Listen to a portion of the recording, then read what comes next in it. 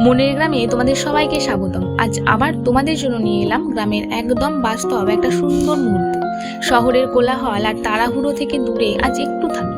আজ ফিরে যাই গ্রামের খুব সাধারণ জীবনে, যেখানে অনুভূতিগুলো ভীষণ গভীর। এই যে দেখছো বাবা খড় কাটছে, এই গ্রামের মাধুর্যটা শুধু ফলেই নয়, চেষ্টা, ধৈর্য আর ভালোবাসায়।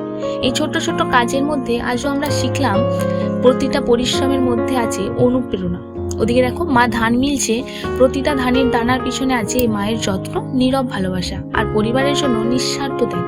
গ্রামের চারিদিকে তাকালেই চোখ জুড়িয়ে যায়। দেখো হলুদ রঙের ফুলগুলো কত সুন্দর লাগছে, মনে হয় যেন পুরো মাঠটাই রোদ্দুর মেখে হাসছে আর বলছে জীবন মানেই রং। চারপাশটা দেখো শুধু সবুজে সবুজ। এই সবুজই আমাদের শ্বাস, এই সবুজেই লুকিয়ে আছে আগামী দিনের আশা। মাটিতে আলু গাছের প্রতিটা পাতায় পাতায় লেখা আছে পরিশ্রমের গল্প। এখানে জীবন খুব সহজ, কিন্তু এই সহজ জীবনই সবচেয়ে বেশি শান্তি দেয়। কম চাওয়া, বেশি তৃপ্তি, এইটাই আমাদের গ্রাম।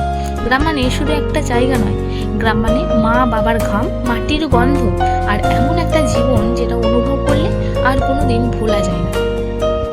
ভিডিওটা যদি একটু ভালো লেগে থাকে তাহলে লাইক করে দিও, আর গ্রামের সাধারণ জীবনের গল্পগুলো প্রতিদিন পেতে চাইলে মনের গ্রাম চ্যানেলটাকে সাবস্ক্রাইব করে পাশে থেকো।